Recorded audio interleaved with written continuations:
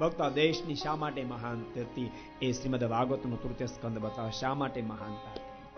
તે દાડે માત્ર સંપત્તિ સામે નહોતા. તમને બધાને કહું છું, મહેરબાની કરીને ફક્ત સંપત્તિ ચામડા સામે નહીં ધોતા, ને તો બાપ પસ્તાવાનો વારો આવશે. રોઈ રોઈને સમય કાઢવો પડશે. તમારા દીકરા દીકરાના સંબંધ કરો ને ત્યારે સંપત્તિ જોજો, હું ના નથી પાડતો, ચામડું જોજો, પણ એના કરતા બાપ સંસ્કાર વિશેષ કરી જોજો. સંસ્કાર વિશેષ કરી જોજો. તો વિચારો, આજથી 50 વર્ષ પહેલાનું પીડિયર તમે તપાસો.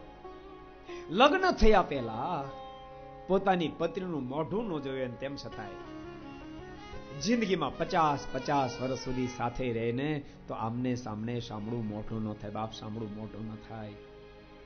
અને આજ તો 10 ફેરી 20 ફેરી 25 વાર ભેળા થયા હોય, અને તેમ છતાં લગ્ન થયા પછી 6 મહિને કોર્ટમાં ઉભા એમાં છૂટા છેડા લેવા. એમ કેમ થયું? વિચારો, એમ કેમ થયું? ભલે આપણા વડીલો કદાચ ભણેલા ઓછા હતા, પણ ગણેલા બહુ હતા.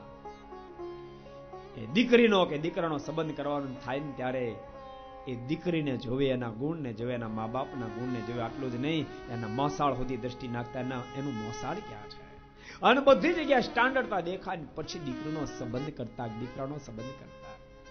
આજ તો માણસ ચામડું જોઈ, આજ તો માણસ સંપત્તિ જોઈ અને સંબંધ કરે, અને પછી એમ કે હેરાન થઈ ગયા. અમારી પાસે પાછા સ્વામી હવે તો સહન નથી થતું, તમે કઈ કરો. એટલે હવે અમે શું કરીએ? અમે તમને પહેલા કીધું તું જરાક તપાસ કરી સંબંધ કરજો, અને હવે અમારી પાસે પોક મૂકો, હવે ઘેરે રોવો. સાધુ કીધું તેથી મનાણું નહીં, શાસ્ત્રો કીધું તેથી મનાણું નહીં. અને હજુ જેને દીકરા દીકરીના સંબંધ ન થઈને કહું છું, મનાય તો માનજો.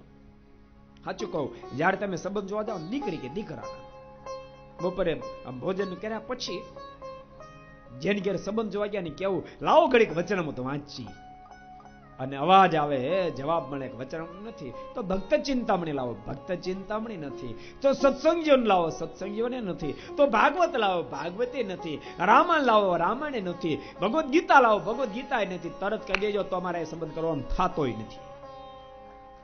જે ઘરની અંદર ભક્તો સત્શાસ્ત્ર ન હોય, એના સંતાનોએ ક્યાંથી સંસ્કાર પ્રાપ્ત કર્યા છે? વારંવાર ભક્તો કહું છું, કાં તો શાસ્ત્રમાંથી સંસ્કારો મળશે, કાં તો સત્સંગમાંથી મળશે, અને કાં તો કોઈ સંત પુરુષની પાસે સંસ્કારોની પ્રાપ્તિ થશે.